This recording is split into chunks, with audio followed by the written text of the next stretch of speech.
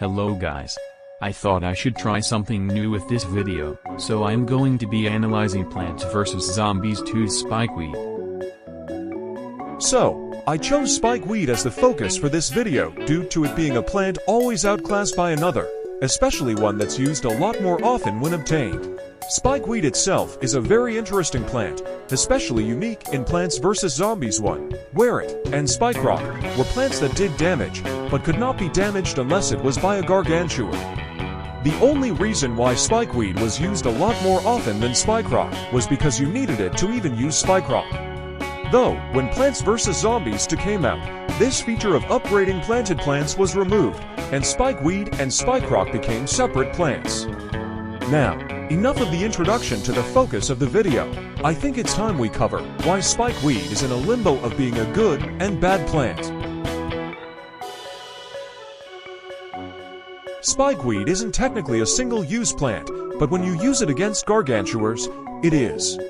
Spikeweed suffers from what most plants do, being one hit from gargantuars. In the case of Spikeweed, this becomes a lot worse if paired with, say, a final wave that includes chicken hoarders at the back and gargantuars at the front. Using Spikeweed here isn't doing much but slowing down the gargantuars, breaking the little defense you have against the chicken hoarders. Very little plants in the game deal with zombies that have the same mechanic as Chicken Hoarder, releasing a horde of zombie animals on a non-one-hit KO. Though, with every down, there is always an up, with this one being the Gargantua stalling and its unique ability to efficiently kill chicken hoarders.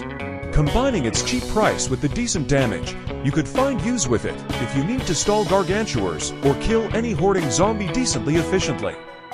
Then again, the cheap price is also tackled by Iceweed, which is a 50 sun more expensive alternative that also chills, while also retaining the Spikeweed family abilities.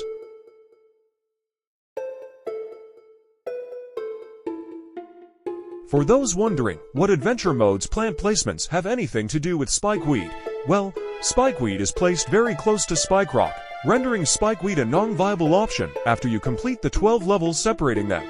Plus, Spikeweed is placed in a world where it's generally not useful, due to the inability to plant underground plants on planks. This may prompt you to say, well, if that's the case, why would Spike Rock make any difference? My answer to that is the fact that Spike Rock makes up for it with the damage it does.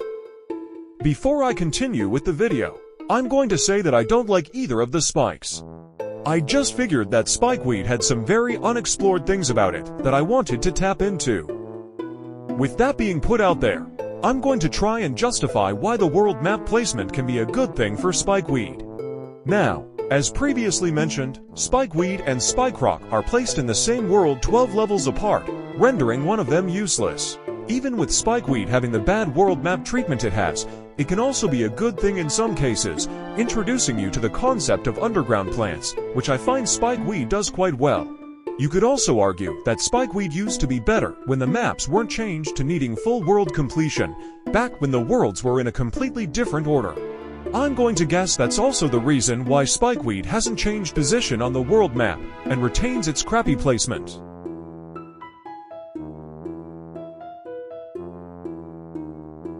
This point doesn't really matter as much in terms of its usability, which will be the reason this segment is shorter than the previous two. Spikeweed and Spike Rock both have some pretty cool costumes, especially saying the limited space and ideas for just a flat spiky sunflower vine thing. I love the pop-out eyeglasses that Spikeweed has. Then again, Spike Rock has a reference to the future Easter egg from PvZ1 as a costume, and it also has a monocle, which isn't as original since almost every plant has a fancy costume.